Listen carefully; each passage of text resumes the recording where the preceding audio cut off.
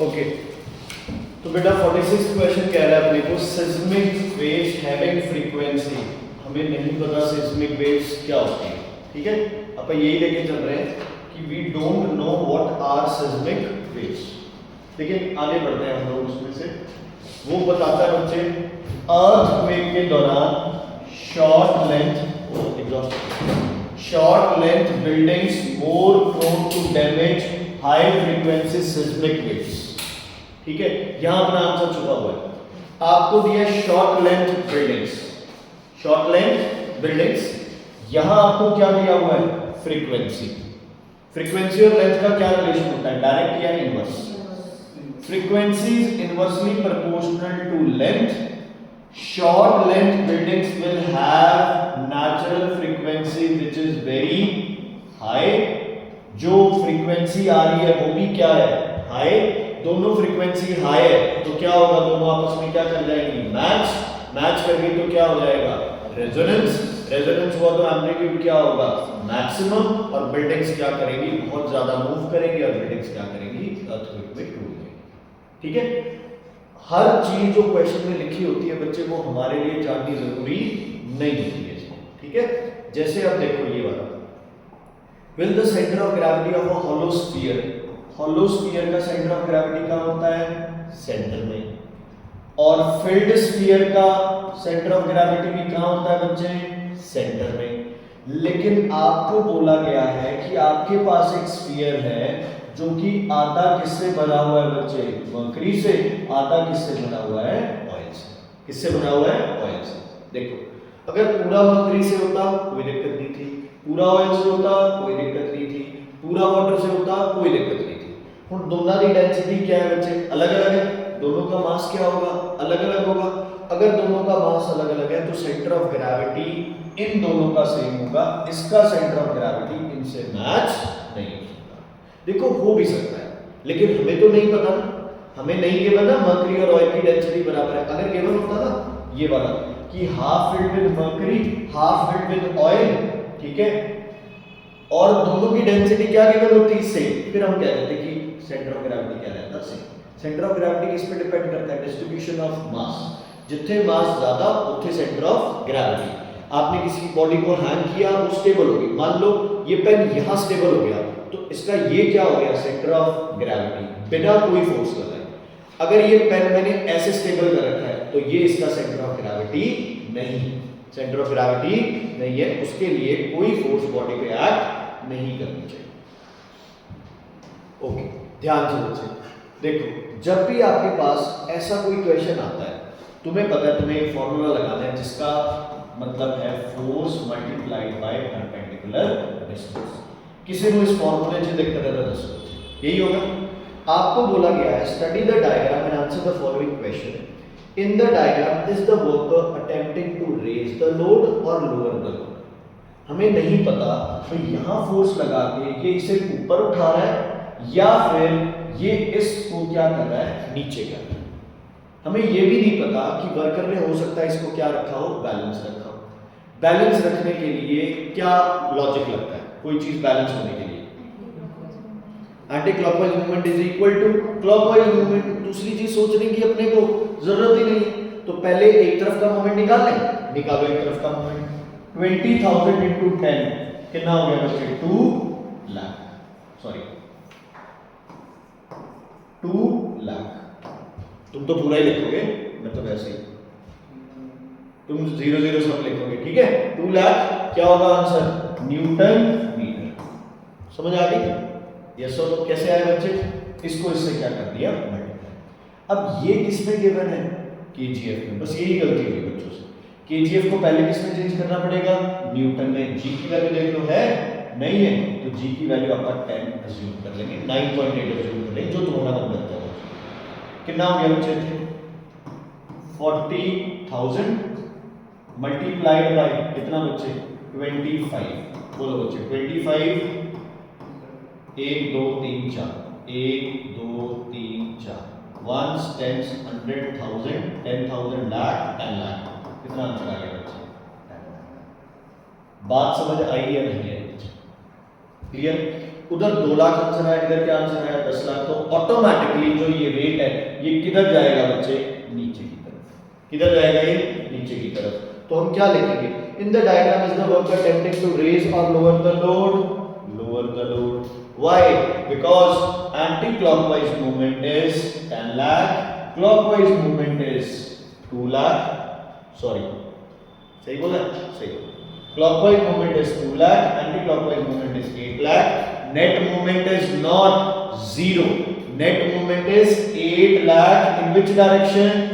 Anti-clockwise direction. Which direction? Anti-clockwise direction. तो इसको ये क्या कर रहा है, lower। ये नाम ही बना रखा है बच्चे कॉम्पिटेंसी, मतलब सीरियसली कॉम्पिटेंसी मींस इजी, बस थोड़ा सा समझ जाते हैं, है ना, ऐसे नहीं। हाँ जी, एक तरफ लोड है, दूसरी तरफ क्या है बच्चे, एफर्ट। तो मैकेनिकल एडवांटेज, देखो जब ऐसा क्वेश्चन आ जाए ना तो एक तरफ स्लोप तो इसकी लिख ही लिया करो भाई, अपने को पता है इसकी स्लोप। चलो, which feature of the load and effort graph must be calculated to determine mechanical advantage. बताओ इस ग्राफ का क्या निकालेंगे, एमई मिल जाए अपने को, slope. Okay, which class does this lever belong. अब क्लास ऑफ लीवर एमए 1 है तो क्लास 1 होगा, एमए अगर 2 है तो क्लास 1 भी हो सकता है, क्लास 2 भी हो सकता है, एमए 1 से कम है तो क्लास 1 भी हो सकता है, क्लास 3 भी हो सकता है, क्योंकि 1 के लिए सारे हैं 1 2 3। अगर 1 है तो डायरेक्शन चेंज है, 2 है या 1 से ज्यादा है तो फोर्स मल्टीप्लायर है, 1 से कम है तो क्या है, स्पीड मल्टीप्लायर। चलो चेक कर लेते हैं, कैसे चेक करें, एमए की वैल्यू कैसे निकालूं, कोई भी एक वैल्यू ले लो, ये लो मान लो 40 पे ई की वैल्यू कितनी है 20, एमए की वैल्यू कितनी हो गई 40/20, आंसर कितना आ गया 2। अब कौन सा लेवल हो सकता है, ये क्लास 1 भी हो सकता है, ये क्लास 2 भी हो सकता है, दोनों हो सकते हैं। एक बार चेक कर लेते हैं, load against effort for a level with load and effort on same side of the fulcrum, मतलब अगर फलक्रम इधर है तो लोड और एफर्ट सेम साइड है, ऐसे भी हो सकता है और ऐसे भी हो सकता है। ये आपको डिसाइड करना है कि कौन सा सही है, पहले वाला या दूसरे वाला, पहले वाला या दूसरे वाला। बेटा सराय के आना हर बार जरूरी थोड़ी है, कोई गल नहीं, पौने से भी आ सकते हैं। हाँ जी क्लियर है, इधर आ जाओ।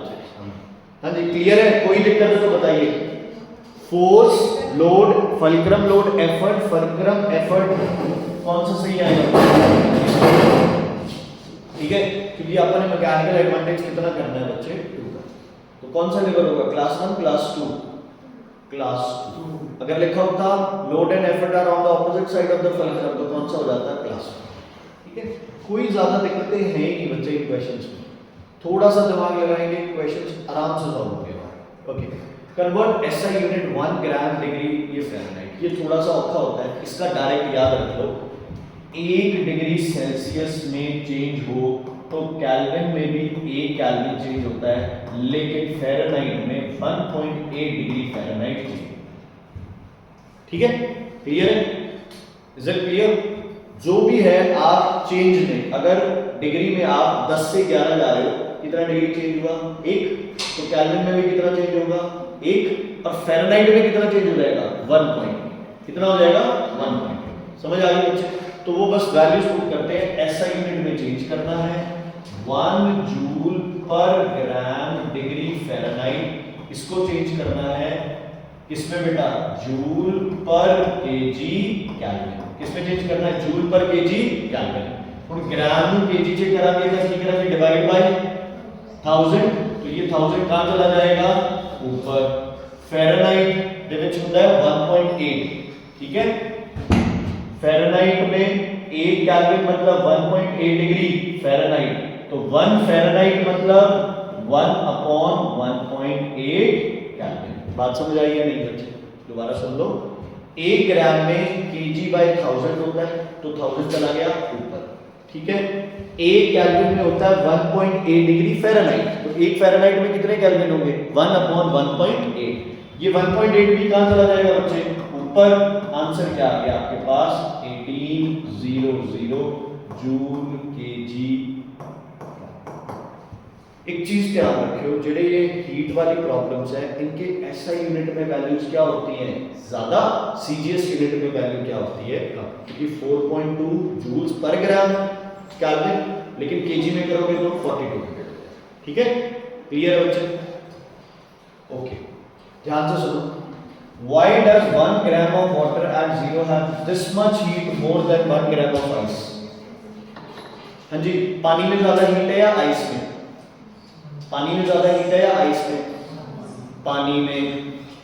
हीट एब्जॉर्ब ज्यादा कौन करेगा? आइस, क्योंकि आइस में हीट क्या है कम। समझ आ गई? पानी और आइस से में हीट एब्जॉर्ब ज्यादा कौन करेगा? आइस, क्योंकि आइस में हीट क्या है कम, पानी में हीट क्या है ज्यादा। तो हम बोलेंगे ये किस क्या होती है, ये 336 specific latent heat of fusion. लिखेंगे 1 gram of water has 336 joules more heat because ice will take heat to melt equal to its specific latent heat of fusion। अच्छा, और कोई बकवास भी लिख सकते हो इसमें? to increase its which energy? State change हो रही है, potential energy. Temperature is constant, so what remains constant? Kinetic energy. What remains constant? Kinetic energy. Main word लिखने के बाद अगर आपको लगता है 2 नंबर में क्वेश्चन है तो आप इसको कर सकते हो। नॉडिंग ऑफ हेड कौन सा लेवल है? नॉडिंग ऑफ हेड कौन सा लेवल है? क्लास। ये कौन सा लेवल है? क्लास 1। ये कौन सा है? क्लास 2। हाथ कौन सा है? क्लास 3। ओके, क्लास 1 है, ये क्लास 2 है। बॉटल ऑफ में कौन सा लेवल है? 2। टॉन्ग्स 3। सीसॉ 1। तो मैच कर लो जो मैच होता है। ध्यान रखना बच्चे, क्वेश्चन पक्का आना है लिवर्स का एग्जाम्पल दिया होगा, लिवर बताना होगा या लिवर दिया होगा, आपको उसकी क्लास बतानी होगी, पक्का क्वेश्चन आना ही आना है। हर जगह जहां फोर्स ऑफ डिस्टेंस लगाया फॉर्मूला लगता है फोर्स इनटू परपेंडिकुलर डिस्टेंस। थोड़ा दिमाग लगा लेना भी, परपेंडिकुलर डिस्टेंस लेना। हाँ जी बच्चे। अच्छा, ये सॉकेट है या प्लग है? सॉकेट, जब तक दिया ना हो, है ना। अगर प्लग दिया नहीं तो ये डायग्राम। राइट साइड क्या होती है? लाइन। लेफ्ट साइड क्या होती है? न्यूट्रल। ये क्या होती है? अर्थ। ठीक है, सी किससे कनेक्ट होगा? एक्स के साथ। बी किससे कनेक्ट होगा बच्चे? बी किससे कनेक्ट होगा? वाई के साथ। और ए किससे कनेक्ट होगा?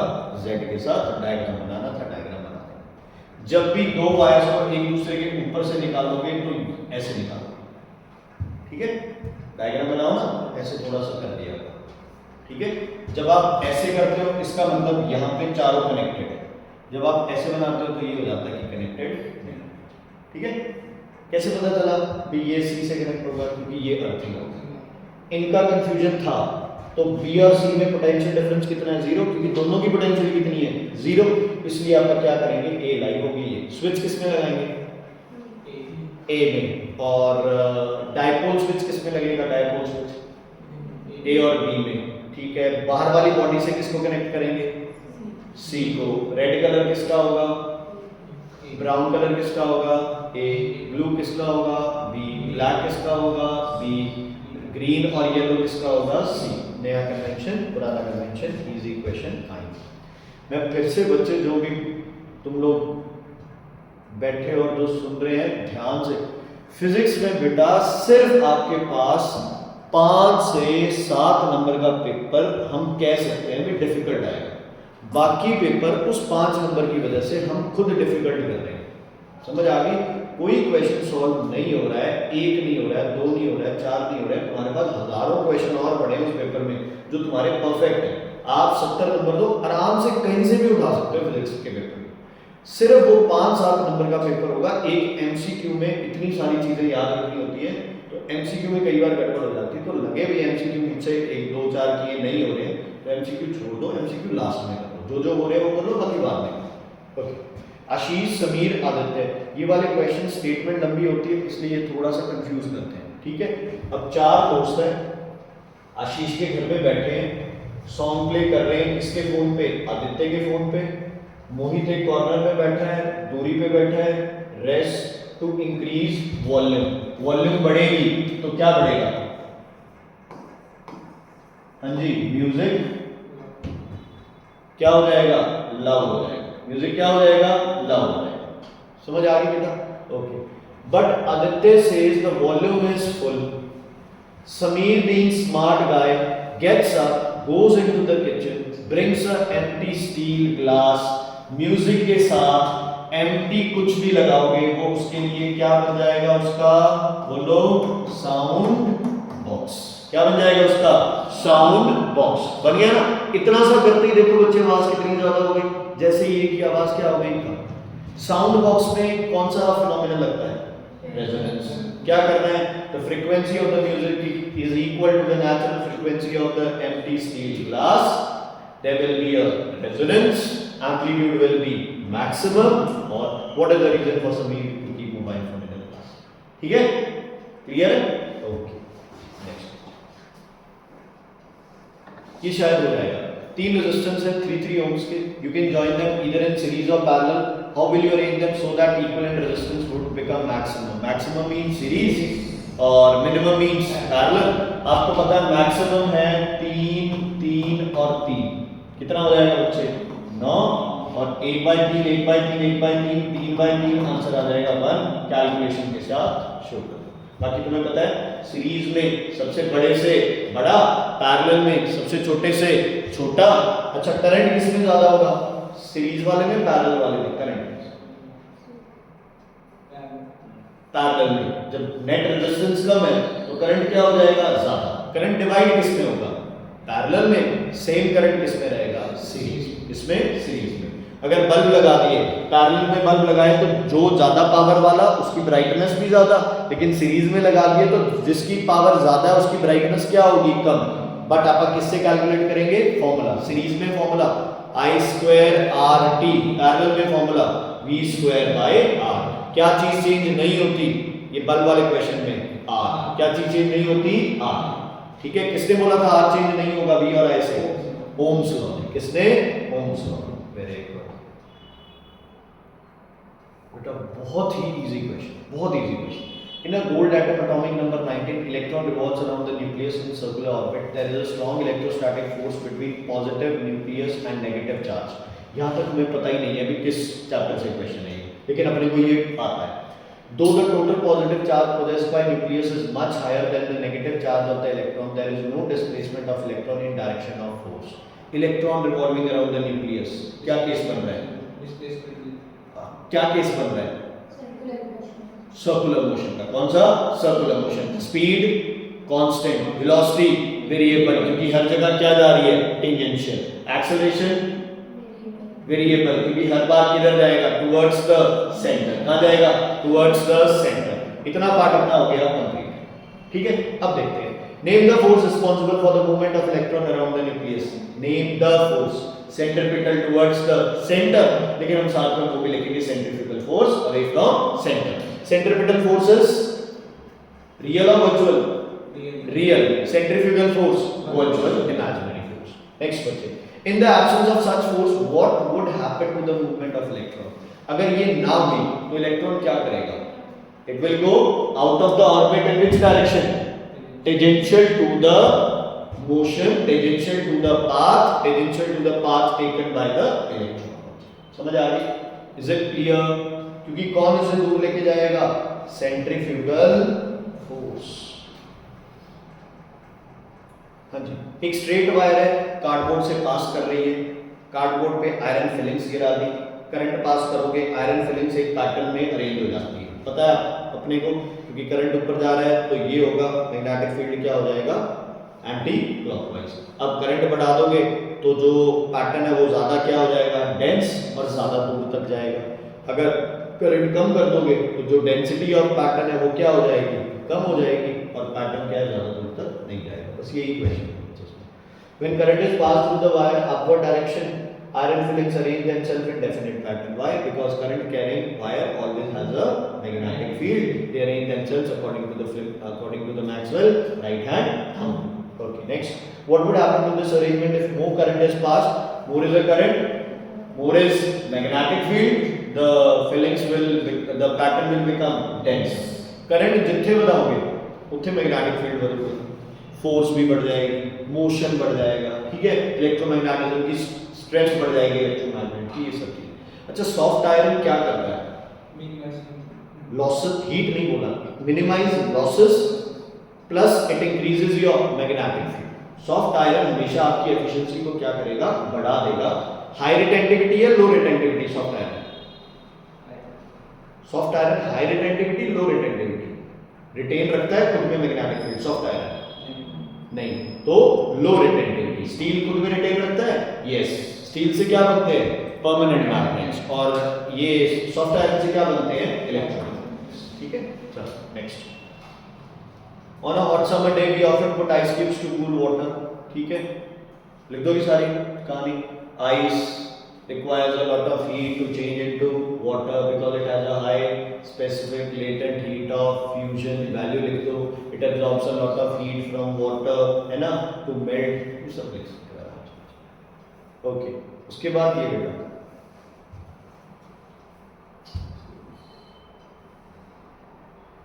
ओहो, इसने क्या किया? एमीटर का रेजिस्टेंस क्या होता है, लो या हाई? बताया था, एमीटर का रेजिस्टेंस लो, इसलिए कहां लगाएंगे इसे? सीरीज में। वोल्टमीटर का रेजिस्टेंस हाई, इसलिए इसे कहां लगाते हैं आप? पैरेलल। कहां लगाते हैं आप? पैरेलल, ठीक है। इसने क्या किया? एमीटर की जगह क्या रख दिया बच्चे? वोल्टमीटर रख दिया। वोल्टमीटर रखते ही रेजिस्टेंस क्या हो जाएगा? हाई। क्या हो जाएगा? हाई। तो इसमें दो कंडीशन बनती है। Will this circuit work? The circuit may work, but the resistance of voltmeter will be very high, very high. So the current, the magnitude of current will decrease significantly. Will decrease significantly. पहले सिर्फ क्या था? R1 और R2. अब voltmeter वाला भी resistance क्या हो गया इसमें? ऐड, ठीक है, जनरल क्वेश्चन। ओके, उसके बाद a meter rod is half made of copper, half made of iron। Baban आपसे चाहिए मुझे इसका आंसर। कॉपर का वजन है बेटा 900 ग्राम, आयरन का वजन है 800 ग्राम। दोस्तों सेंटर ऑफ ग्रेविटी किधर होगा? Copper side, iron side? Copper, because centre of gravity depends upon distribution of mass. बच्चे बहुत बच्चे ये क्वेश्चन गलत कराए, सेंटर पे लगाया, ठीक है, ध्यान रखना ऐसे क्वेश्चंस आएंगे आपके पास। ओके, एक ये क्वेश्चन में बड़ी दिक्कत है। The diagram below shows a copper conductor placed along the east west direction, ठीक है, magnetic compass P is present above the conductor and Q is present below the conductor, ये भी ठीक है। If the current passes from A to B, ध्यान से सुनो, current जा रहा है बच्चे A टू B, कॉपी दे बनाओ, करो question. A to B,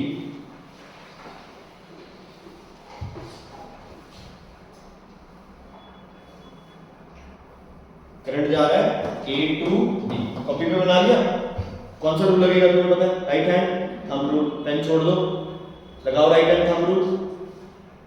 right hand thumb rule. Compass नीचे रखिए, नीचे रखिए कंपास, कॉपी के नीचे है कंपास, तो किस डायरेक्शन में डिफ्लेक्शन होगी?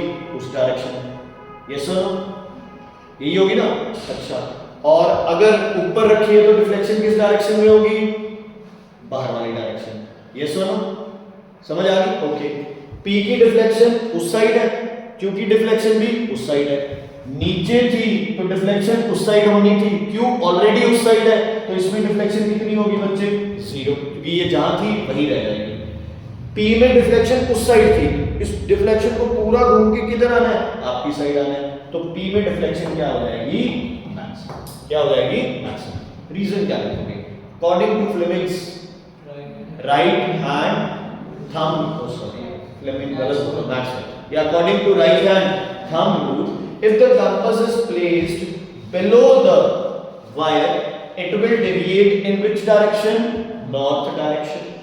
Q is already in north direction, so there will be no deflection. Okay, if magnetic compass is kept above the wire, it will deflect in which direction? South direction. P is in which direction? North. So it will deviate how many degrees बच्चे? 180 degrees. How many degrees? 180 degrees बच्चे, ठीक है, P ऊपर थी वो नीचे है, A से B जा रहा है करंट, ठीक है, B से A होगा तो सारी चीजें क्या हो जाएंगी बच्चे, रिवर्स हो जाएंगी। कंपास उल्टी रख दी तो भी सारी चीजें क्या हो जाएंगी, रिवर्स हो जाएंगी। ओके, डिफरेंस इन टेम्परेचर मतलब डेल्टा टी कितना देता है बच्चे, 0.2 डिग्री सेल्सियस। G गिवन है आपको 10 न्यूटन जो भी है पर केजी।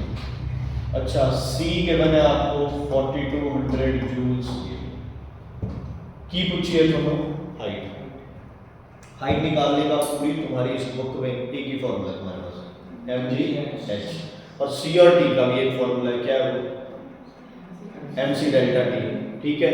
ऊपर से पानी नीचे गिरेगा तो ऊपर थी mgh, नीचे आते आते सारी किस्में चेंज हो गई, काइनेटिक, काइनेटिक किस्में चेंज हो गई हीट, तो क्या हो जाएगा आपके पास mc delta T equals to mgh, m से m क्या हो गया कैंसिल, h की वैल्यू बेटा mg equals to half mv square, mgh equals to half mv square, mgh equals to mc delta T, mgh equals to power into time. कुछ भी दो energy आपस में मिक्स हो सकती हैं, कोई बड़ी बात नहीं, ठीक है। ये क्वेश्चन बच्चे थोड़ा सा ध्यान देना,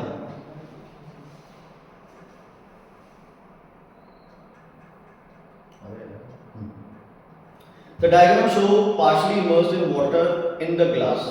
Why does the straw in water appear thicker as compared to the straw outside water? बच्चे थोड़ा सा मेरी बात सुनना है। मैंने आपको ये बताया था कि जब डेंसर मीडियम में चीजें देखती हो तो वो ऊपर दिखाई देती हैं और शॉर्ट दिखाई देती है, समझ आ गई। और रेयर मीडियम में देखोगे तो वो आपको क्या दिखाई देगी, टॉल दिखाई देगी, और जहां है वहां से ज्यादा ऊपर दिखाई देगी। ये अपने को क्लियर था, ये सब क्लियर था ना। अच्छा, अगर आप पानी में हो और एक आपको यहाँ कोई ऑब्जेक्ट है उसकी इमेज पानी में दिखाई दे रही है तो वो रिफ्रैक्शन है या टोटल इंटरनल रिफ्लेक्शन है, टोटल इंटरनल रिफ्लेक्शन, क्योंकि आप पानी में हो और पानी में ही इमेज है, ठीक है। Is it clear? ओके, अब इसकी बात करते हैं। पहले तो मुझे बताओ ये क्यों हो रहा है, due to refraction of light. थोड़ा लिखोगे, when light travels from a rarer medium towards a denser medium it bends towards normal, hence we get these kind of images। ये तो क्लियर हो। अच्छा, दूसरी चीज ये है, ये थिक क्यों दिखाई देती है, इसका भी रीजन ये दिमाग में ये चलता है कि सर ने बोला था शॉर्ट और रेस्ड, थिन नहीं बोला मैंने, ठीक है, थिन नहीं बोला मैंने, क्या बोला, शॉर्ट एंड रेस्ड। तो इसको ऐसे समझते हैं हम, मान लो ये पेन है, इसको मैं शॉर्ट करूंगा तो थिकनेस क्या हो जाएगी, मोटा हो जाएगा ना, ये पेन है ना, इसको अपन ने क्या किया, प्रेस कर दिया तो पेन क्या हो जाएगा बच्चे, ये मोटा हो जाएगा। इसको अगर अपन ने स्ट्रेच कर दिया तो ये क्या हो जाएगा, पतला हो जाएगा। तो अगर चीज आपको टॉल दिखाई दे रही है तो क्या दिखाई देगी बच्चे, वो आपको थिन दिखाई देगी। अगर शॉर्ट दिखाई दे रही है तो क्या दिखाई देगी, थिक। हम अपने पैर पानी में डालते हैं, छोटे दिखाई देते हैं, लेकिन पैर क्या हो जाते हैं, मोटे हो जाते हैं, समझ आ गई। तो दो क्वेश्चन है, दोनों का रीजन क्या है बच्चे आपके पास, सेम। देखो पहला है why does the straw in water appears thicker as compared to the straw outside, तो लिखो due to refraction of light, when light travels from a rare to a denser medium what it does, it bends towards the normal, ये वो सब चीजें। आगे why does the straw appear discontinuous, इसका भी reason क्या है, due to refraction of light, light changes its path when it travels from one medium to another medium with different optical density. तुम्हें सिर्फ अपने वर्ड्स को दोनों केसेस में क्या करना है, चेंज करना है। रीजन क्या है बच्चे आपका, सेम, ठीक है। ओके, ये वाला क्वेश्चन तो बच्चे हो गया होगा ना, आपने कितनी बार कर लिया, कराऊं ये क्वेश्चन। आप क्या, कौन सा प्रिज्म है ये, ट्रायंगुलर प्रिज्म है। Tracing a path of ray AB due to refraction through prism, observe the diagram and answer the following.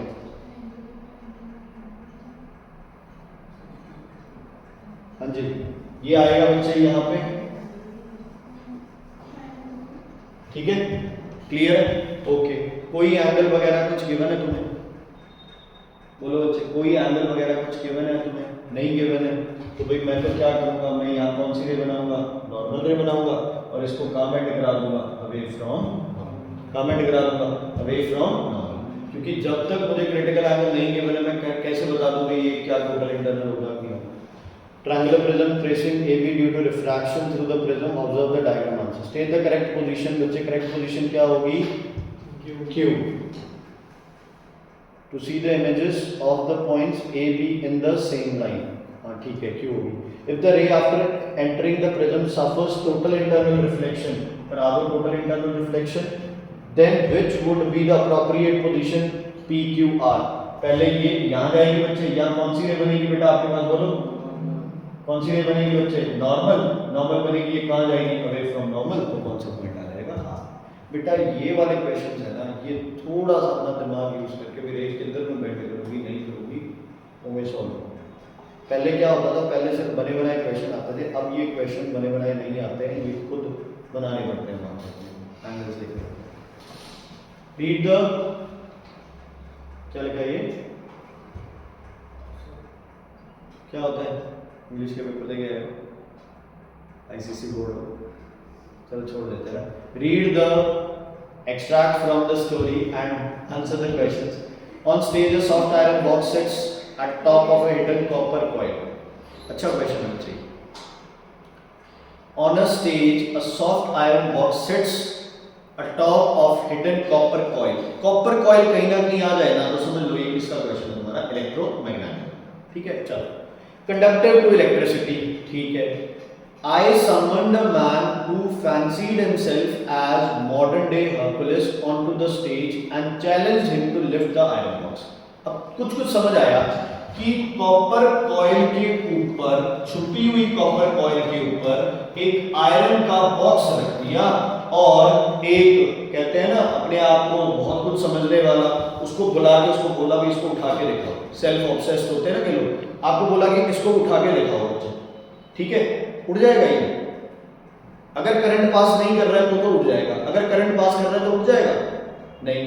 Current pass करने पे ये क्या बन जाएगा, इलेक्ट्रोमैग्नेट। क्या बन जाएगा, इलेक्ट्रोमैग्नेट। आयरन को क्या कर लेगा ये, अट्रैक्ट। हिडन है तो पता नहीं चलेगा, चलो देखते हैं। Then with the wave of my magic wand and a hidden switch activated, I said, I am going to take away your strength. When I asked him to lift the box again, he struggled, unable to buzz it. Explain the secret behind the magic. When current passes through a copper coil, it becomes a magnet, electromagnet, or it produces a magnetic field. If you are asked to design the same magic in your science lab, give the necessary circuit diagram. बना दोगे बहुत बढ़िया तरीके से। ये क्या आ गई अपने पास, बोलो कॉपर कॉइल। ये क्या आ गया अपने पास, बैटरी। जिस साइड करंट जा रहा है वो कौन सा पोल, करंट इधर जा रहा है तो ये कौन सा, नॉर्थ, ये कौन सा, साउथ। और अगर लगाना है तो इसके बीच में आप क्या लगा देंगे, सॉफ्ट आयरन। एक और क्या लगाएंगे, यहाँ एम मीटर, यहाँ क्या लगा देंगे आप, कि जो मर्जी मन करे वो बना सकते हैं, है ना। और अगर वेरी करना है तो यहाँ क्या लगा देंगे आप, रियो स्टार्ट, जो मर्जी मन करे बना सकते हैं, पूरे नंबर मिलेंगे। Give any one device that works on this principle. बताओ इस प्रिंसिपल पे बेस्ड एक डिवाइस दो भैया, बताओ इसका, बताओ एक डिवाइस जो इस पे बेस्ड है। Bell, electric bell. कमाल हो गई यार तुम्हारी, 5 बार 10 बार 15 बार जितनी बार बजाते रहो इलेक्ट्रिक बेल, क्या होगा उसमें, क्या होगा, इलेक्ट्रोमैग्नेटिज्म। स्विच ऑन किया, टर्न ऑफ, ऑन किया फिर टर्न, फिर ऑफ। आपके पास और क्या है, और क्या है, एक तो बेल हो गई, और क्या है, वेरी गुड, क्रेन्स एंड और वो भी क्या यूज करती है इस प्रिंसिपल को, किसको, इलेक्ट्रोमैग्नेटिज्म को, डॉक्टर्स यूज करते हैं इसको, ठीक है। तो मेन यहाँ पे इलेक्ट्रिक बेल है, इलेक्ट्रोमैग्नेट है, उसके आगे आपको बताने हैं यूजेस। हाँ जी बच्चे, ये क्वेश्चन सॉल्व करेंगे यार, चलो हो जाओ शुरू। सब तो पहला टोटल रेजिस्टेंस कर दो सर्किट का। कहां से स्टार्ट करें, ये दोनों क्या हो गए आपस में, सीरीज। कितने ओम्स आ गए, 12 ओम्स। ये दोनों क्या हो गए, पैरेलल। 1/12, 1/4। मैं वैसे ही बता रहा हूं, इसका नेट रेजिस्टेंस आ जाएगा तुम्हारे पास 3 ओम्स, ठीक है। अब 6 और 3 क्या हो गए, शाबाश, पैरेलल। 1/6, 1/3, ठीक है, 18/9। टोटल रेजिस्टेंस आ गया बच्चे 2 ओम्स। सही या गलत, ठीक है। अब ये तो कुछ और ही पूछ रहा है, ये कह रहा है total resistance is equal to 4 ohms। कौन सा स्विच बंद करूं कि टोटल रेजिस्टेंस मेरे पास कितना आ जाए बच्चे? 4 ohms आ जाए। कितना आ जाए?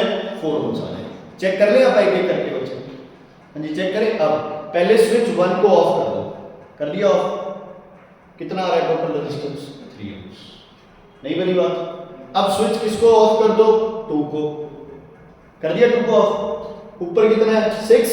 नीचे कितना हो गया? 4। 24/10 आंसर आएगा 2.4। नहीं बनी बात। अब क्या करो? स्विच S3 को कर दो। S3 को करने पे क्या आ रहा है बच्चे? ऊपर कितना है? 12। ये कितना है? 6। बोलो 72 डिवाइडेड बाय 18 बन की बात। ठीक है, तो 4 ohms के लिए इसको हटा, एक एक करके हटाते जाओ स्विच। दूसरा ये कह रहा है total resistance is equal to 3 ohms। आ रहा है टोटल रेजिस्टेंस 3 ohms? नहीं। कितना आ रहा है? 2। कहीं 3 ohms आया अपना टोटल रेजिस्टेंस? ये आ गया। किसको नहीं लिया था अपन ने? इसको। तो S1 को क्या कर दो? ओपन। ओपन मतलब ऑफ। उसके बाद the current through 4 ohms is 3/5 of the total current. तो current through 4 ohms is 3/5 of the total current. अब बच्चे थोड़ा सा दिमाग लगाना पड़ेगा। क्या करें बताओ? क्या करें? करंट निकालें एक बार। टोटल रेजिस्टेंस कितना था? 2 ohms। तो करंट कितना आ गया बच्चे? 12 एम्पीयर। ठीक है, ये 6 ohms है, इससे कितना वोल्टेज होगी बच्चे? 24। इससे करंट कितना आ गया? 4 एम्पीयर। तो यहां करंट कितना आ गया? 8 एम्पीयर। सही है गलत? सही है गलत? सही। अच्छा, इन दोनों पे टोटल वोल्टेज कितनी होगी? 24। इस पे दोनों पे भी 24 और इस पे भी 24। तो एक बार इस पे 24 लगा दे। इसका करंट कितना आ गया? 6 एम्पीयर। इस पे करंट कितना आ गया बच्चे? 2 एम्पीयर। इस पे भी करंट कितना आ गया? 2 एम्पीयर। इसकी वोल्टेज 2 × 2 4 वोल्ट्स। 2 × 10 20 वोल्ट्स। टोटल आ गई 24। ये समझ आई या नहीं आई? दोबारा बताओ। देखो 1 2 और 3 तीनों पैरेलल है एक दूसरे के। पैरेलल है तो 24 वोल्ट 24 वोल्ट, इथे भी 24 वोल्ट। समझ आ गई? अब 24 है तो 6 एम्पीयर आ गया करंट। 24 है तो करंट कितना आ गया बच्चे? यहाँ पे 4 एम्पीयर। टोटल करंट 12 था। ठीक है, 4 ऊपर गया, नीचे कितना आ गया? 8। इसमें 6 आ गया तो ऊपर कितना रह गया? 2। 2 × 2 4 वोल्ट। 2 × 10 20 वोल्ट। 4 और 20 टोटल दोबारा कितना आ गया अपने पास? 24। ये बात क्लियर हुई या नहीं? ठीक है, ये थोड़ा सा पार्ट अपने पास क्या है? डिफिकल्ट है। एक बार अपन चेक करें इसको चेक करें। चलो, नीचे आ रहा है कितना एम्पीयर बच्चे? 6 एम्पीयर। और ऊपर टोटल करंट कितना है आपके पास? 12 एम्पीयर। तो ये हो गया हाफ करंट। क्या हो गया? हाफ। क्या हो गया? हाफ। हटा दो इसको। ओके, हमें कितना चाहिए? 3/5 चाहिए। एक स्विच को उड़ा दो बच्चे बीच में से। चलो, पहले स्विच को आप क्या करते हैं? पूरे डायग्राम से पहले स्विच को कंसीडर ही नहीं करते। ठीक, कितना था बच्चे? इसका क्या था रेजिस्टेंस याद है? 3 ohms। 24 divide by 3 total current कितना हो गया बच्चे बताओ? 8 एम्पीयर। तो मुझे बताएगा एक रेजिस्टेंस हटाने से करंट कम हो गया, रेजिस्टेंस लगाने से करंट ज्यादा हो रहा है। ये क्या मैजिक? रेजिस्टेंस लगाने से करंट कम होना चाहिए ना सीरीज में। कैसे? सीरीज में। पैरेलल में जितने रेजिस्टेंस बढ़ाते जाओगे उतना नेट रेजिस्टेंस क्या होता रहेगा? कम। क्या होता रहेगा? कम। पहले कितना था रेजिस्टेंस? 2। अब कितना रेजिस्टेंस? 3। जी यार समझ आ रहा है नहीं? टोटल रेजिस्टेंस 3 है, इसको भूल जाओ। करंट कितना आ रहा है? 8 एम्पीयर। चलो, इस पे कितनी वोल्टेज होगी बेटा बताओ? 24 वोल्ट्स। इससे करंट कितना पास करेगा? 6 एम्पीयर। इससे करंट कितना पास करेगा? 2 एम्पीयर। यार एक चीज बढ़िया नहीं होगी? ये था चाहे ना था, इनमें करंट क्या पास कर रहा है? सेम। क्यों?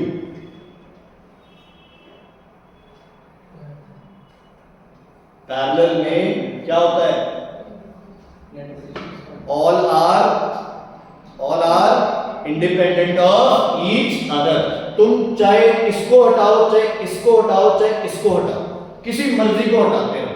ठीक है, टोटल में फर्क पड़ेगा, इंडिविजुअल में कोई फर्क नहीं पड़ेगा। चेक कर ले, आर पे कितना रेजिस्टेंस है 6, टोटल है 8, आंसर आ गया 3/4। नहीं बड़ी बात है ना, नहीं बड़ी बात। चलो दिमाग और लगाना पड़ेगा। अब किसको हटा दें अपन, बोलो किसको हटा दूंगा मैं, S2 को, क्योंकि S3 को तो मैं हटा ही नहीं सकता। क्यों नहीं हटा सकता, क्योंकि 4 ओम्स वाला तो है। अब S2 को हटाया, टोटल रेजिस्टेंस बताओ, इधर है 6 इधर है 4, टोटल रेजिस्टेंस बताओ कितना, 2.4। तो करंट कितने एम्पीयर हो गया, 10 एम्पीयर। एरे जो कितना करंट पास होगा दोस्तों,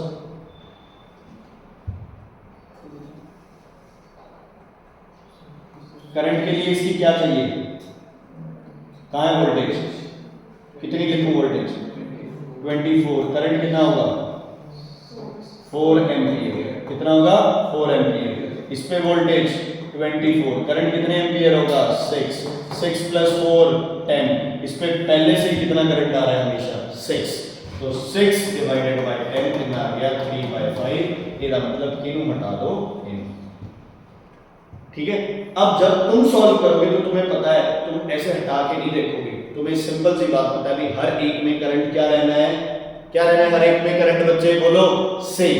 तो इसमें करंट कितना था, इसमें करंट कितना था 4, इसमें कितना था 2, इसमें कितना था 6।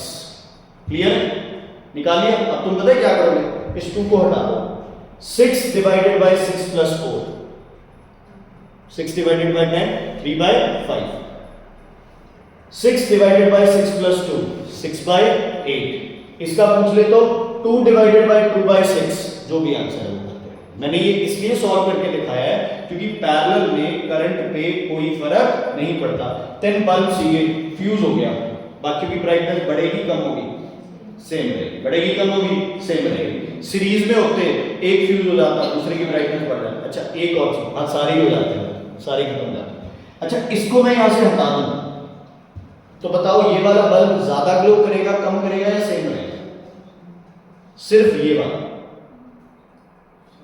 इसको हटा के यहां वायर लगा दी तो इसकी ब्राइटनेस बढ़ जाएगी कम होगी सेम रहेगी, बढ़ जाएगी, क्योंकि 2 और 10 किसमें है सीरीज में, सीरीज में एक हटा दो दूसरे की पावर क्या हो जाती है ऑटोमेटिकली बढ़ जाती है। ठीक है,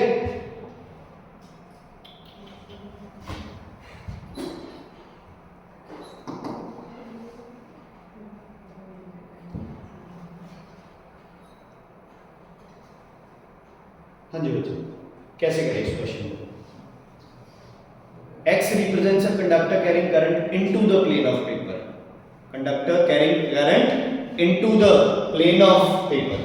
ठीक है, राइट हैंड ये सही बन रही है, डायरेक्शन बताओ जो ये बना रहा है वो सही बन रही है नहीं बन रही डायरेक्शन, सही है ना। मैग्नेटिक फील्ड लाइंस ये देखो ना ऐसे जा रहा है, राइट हैंड सही बन रही है नहीं है, राइट हैंड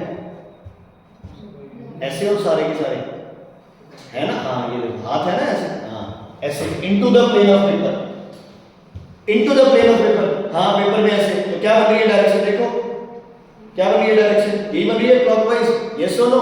चलो आगे बढ़ते हैं। रिप्रेजेंट्स द पोल कंसेंट्रिक, ठीक है। State the direction of force experienced by the conductor. X represents a conductor, ठीक है, into the plane of paper, ये भी ठीक है। कैप्टन मैग्नेटिक फील्ड, अच्छा मैग्नेटिक फील्ड में ये अपन ने चेक कर लिया, ये बिल्कुल ठीक है। करंट जा रहा है अंदर की तरफ, मैग्नेटिक फील्ड की डायरेक्शन क्या है नॉर्थ टू साउथ। जो तो करंट से मैग्नेटिक फील्ड दो देते हो तक केड़ा रूल लगेगा, Fleming's left hand rule, Fleming's left hand rule.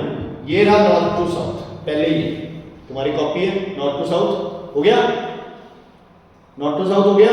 Current किधर जा रहा था तुम्हारी कॉपी के हिसाब से, into the plane of paper चला गया, इनटू द प्लेन, मेरे हिसाब से ये जा रहा है into the plane of paper, ठीक है। ये किधर मूव करेगा बच्चे, तुम्हारे हिसाब से क्या बोलोगे तुम, डाउनवर्ड्स। मैं भी क्या बोलूंगा बच्चे, डाउनवर्ड्स। तुम अपनी कॉपी के हिसाब से बोलो, अपने हिसाब से बोलो, समझ आ गई। State the direction of force experienced by the conductor, downwards, ठीक है। अगर करंट बाहर होता तो किधर होती डायरेक्शन, अपवर्ड्स, क्या होती अपवर्ड्स। क्लियर, आगे explain the cause of about said force, क्या होता है कॉज, पूरी डिटेल लिखेंगे। force experience is equal to I B L. If current and magnetic field are perpendicular to each other, force is experienced because a current carrying wire has its magnetic field. When two magnetic fields interfere with each other, they either repel or attract. पूरी detail लिख दो जितना तुम्हें आता है, क्योंकि इसने बोला है explain the cause. Name the law used to determine Fleming's left hand rule. Okay. Season करो बच्चे इसको सॉल्व. क्या सबकी सेंटर ऑफ ग्रेविटी सही बनाई? नहीं. इसकी सेंटर ऑफ ग्रेविटी कहाँ होगी? ऊपर नीचे? यार ऐसे नहीं. इसकी सेंटर ऑफ ग्रेविटी सेंटर. इसकी सेंटर ऑफ ग्रेविटी सेंटर से थोड़ा नीचे. ये ज्यादा नीचे थी, ये थोड़ा नीचे. ठीक है. अब लेंथ बताओ. Length of x equals to length of y. Clear? Length of नहीं y नहीं z. Length of y is more than length of x and length of w is less than length of y. ये बताओ सही लिखा कि नहीं? सब तो बड़ा कौन है बच्चे? सब तो बड़ा कौन है ਇਹਦੇ ਵਿੱਚ? y. उस तो छोटा w. x से z की है बराबर length of y smaller length of w smaller length of x equals to length of बोलो length of z. फ्रीक्वेंसी किਵੇਂ लिखा? Frequency of y cut. Frequency of w. Frequency of x. Frequency of पक्का question आने ही आना है frequency और length पे. पूछ लो क्या पूछना है. Arrange the following pendulum according to the natural frequency को लिख दिया अपना. ठीक है. फिर कह रहा है if the pendulum z is initiated into oscillation which pendulum among others will exhibit highest vibration. बताओ z को ऑसिलेट कर दिया तो किसकी हाईएस्ट होगी? x. बिकॉज़ ऑफ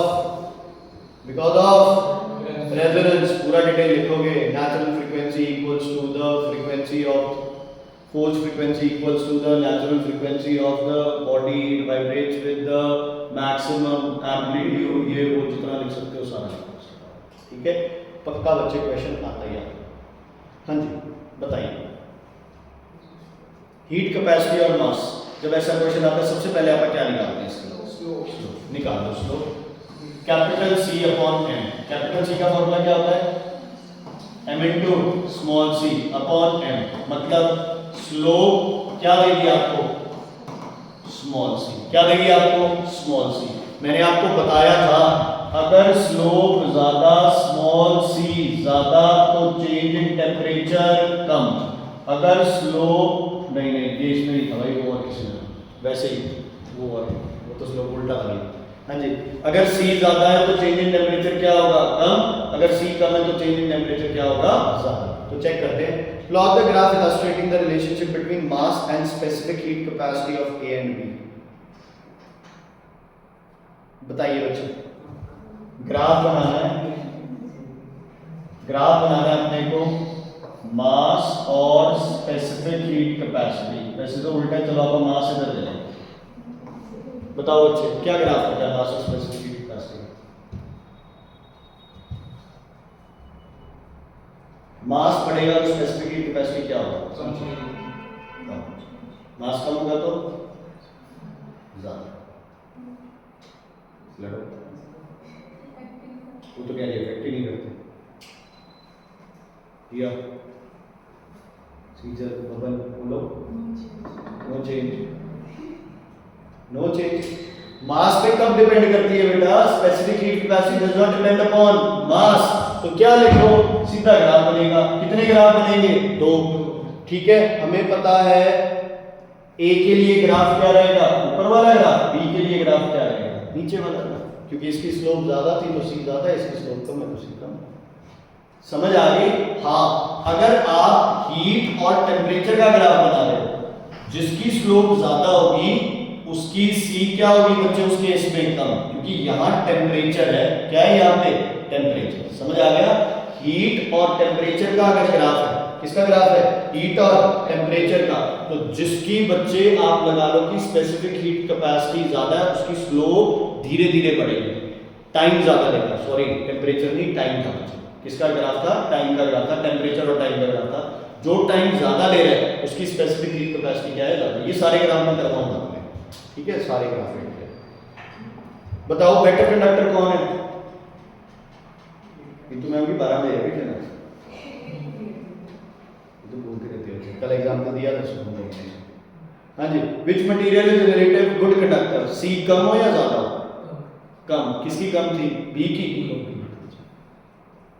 ये क्वेश्चन आ जाए आधे से ज्यादा लोग है रोने वाली बात इसमें है? करके देखेंगे, चेक कर लेते हैं। ये सारा ग्राफ है। कई बार है ना क्वेश्चन में कुछ चीजें भूल जाए करो, तो क्वेश्चन याद आ जाता है कि हाँ ये तो यार तुमने पढ़ा हुआ, इसको भूल जाए। स्विच ऑन करते हैं, कर दिया स्विच ऑन, ये करंट पास कर गया नीचे, मैग्नेटिक फील्ड जा रहा है नॉर्थ टू साउथ जा रहा है। कौन सा रूल लगेगा? फ्लेमिंग्स लेफ्ट हैंड रूल लगा दो। करंट क्या जा रहा है? नीचे, magnetic field north to south. ये कहाँ आएगी बच्चे? ऊपर। ये कहाँ आएगी? ऊपर। यही आएगी ना। अब इसके हिसाब से ये बन रहा है डायरेक्शन। देखो करंट बाहर की तरफ, ये नॉर्थ साउथ, ये कहाँ जाएगा? ऊपर जाएगा। समझ आ गया? Copper rod will move where? It will move upwards. Clear है इतना? अब आप क्वेश्चन देखते हैं। पहले कॉपर रॉड का वजन कितना था, अब कॉपर रॉड अपने आप कहां मूव कर रही है? ऊपर। वजन कम होगा ज्यादा हो जाएगा? कम होगा ज्यादा हो जाएगा? कम हो जाएगा। अगर कॉपर रॉड नीचे की तरफ मूव करती तो वजन क्या हो जाता? ज्यादा हो जाता। ठीक है, तो दो चीजें कंबाइन कर दी इसने। What will be the observation of the compression balance when we close the switch? When we close the switch, the value will decrease because according to Fleming's left hand rule, the copper bar will move upwards, hence applying lesser force on the balance switch. Next, how will this observation change when we increase the current in the circuit? Current बढ़ा दो, it will decrease more. It will decrease more क्योंकि और ऊपर जाएगा. Name the rule used to come in conclusion. Fleming's left hand rule. पता है क्या कर सकता था? ये इसको हटा सकता था ना। पहले क्वेश्चन ये आता सीधा पूछ लिया, कॉपर रॉड ऊपर मूव करेगी, नीचे ऊपर। करंट बढ़ा दोगे तो और ऊपर, कम कर दोगे तो नीचे, बंद कर दोगे तो नहीं मूव करेगी, पोलैरिटी ऑपोजिट कर दोगे तो मूवमेंट क्या हो जाएगी? ऑपोजिट हो जाएगी। ऐसे क्वेश्चन आते हैं। इसने ये ऐड करके इसको क्या बना दिया बच्चे? कॉन्फिडेंस। ठीक है,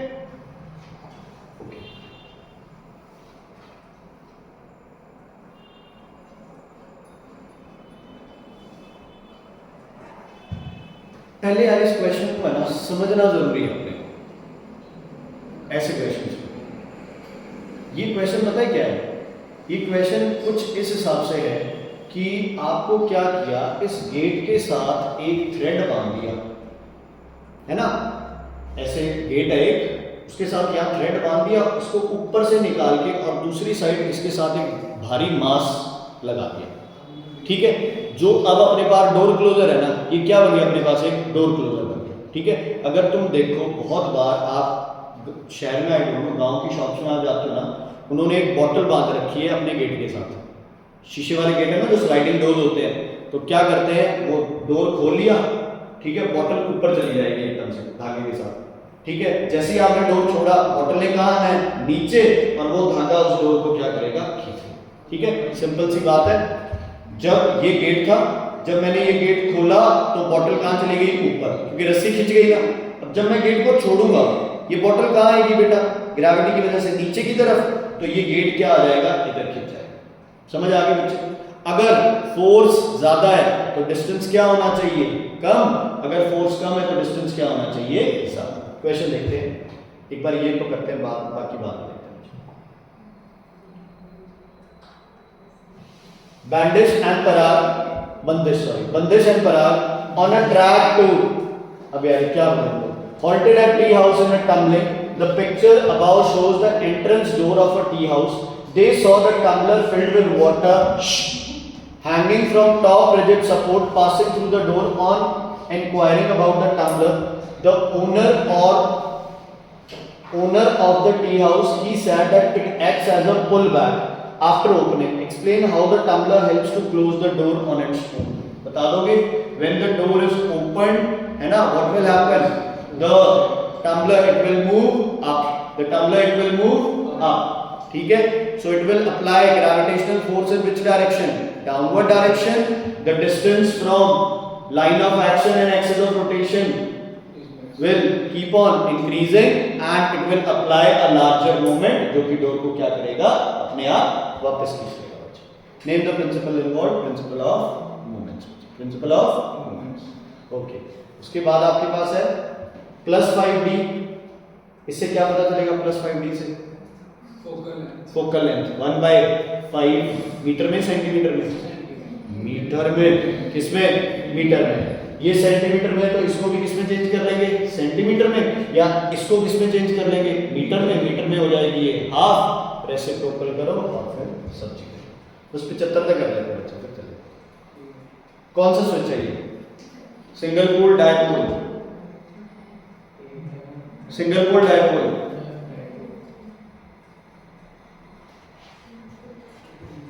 सिंगल पोल डायपोल. कल आंसर नहीं दिया था. Single pole. क्यों है ये सिंगल पोल?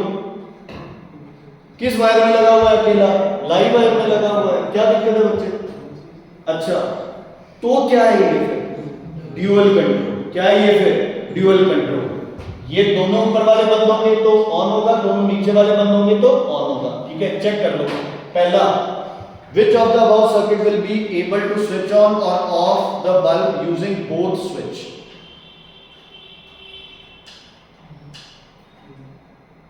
लगाओ दिमाग. पहला डायग्राम सही है. इधर से स्विच किया ऑन हो गया, चाहे इधर से स्विच किया ऑन हो गया. तो ए से तो बल्ब आपका ऑन हो सकता है. अब आते हैं बी पे. बी पे आओ. ये लाइव है, ये इधर है. ये बल्ब तो क्या है बच्चे? ऑन है. इसको प्रेस कर दिया तो ये बल्ब क्या हो जाएगा? ऑफ. इसको प्रेस कर दिया तो लाइट से इधर ये बल्ब क्या हो जाएगा? ऑफ. तो इसको आप बच्चे ऑपरेट कर सकते हो दोनों स्विच. कैसे? दोनों स्विच. नहीं समझ आएगा? ये इन्हों में तो प्रेस कर. अच्छा अब बताओ ये बल्ब जल रहा है कि नहीं जल रहा है? ये बताओ. बल्ब जल रहा है कि नहीं जल रहा है? कैसे पता चला? ये देखो लाइट से गया, यहाँ आया, इधर आया, बल्ब जल रहा है. ठीक है. अगर मैं इसको प्रेस कर दूंगा तो ये उड़ जाएगा ना यहाँ से कनेक्शन. अब कनेक्शन कहाँ से चलेगा? ऐसे ऐसे और यहाँ बंद हो गया. तो मतलब आप इससे बल्ब को क्या कर सकते हैं? ऑफ. छोड़ दो. अब इसको प्रेस करो तो लाइट से करंट आया, ये ऐसे, यहाँ तो कनेक्शन है ही नहीं, तो बल्ब क्या हो गया? ऑफ. मतलब आप दोनों को ऑपरेट कर सकते हो. At present, in which circuit is the bulb glowing? Bulb is glowing in B. If we interchange L and N wires in circuit, will the circuit work? Yes. Will the circuit work? Yes. Because switch can be put in neutral wire. Is the circuit safe? Line neutral को exchange करें, circuit safe होगा? Circuit safe नहीं होगा. समझ आ गई? ठीक है, क्लियर है. कॉम्पिटेंसी वाले आगे मत मारना बच्चे को, मैं कराऊंगा तुम्हें. तुम अपने बायो केमिस्ट्री के आज अगर टाइम मिले सैंपल पेपर अपना मूव कर दो. उसके बाद आपका कुछ नहीं, फिर कल से रेगुलर क्लास स्टार्ट करेंगे. ठीक है.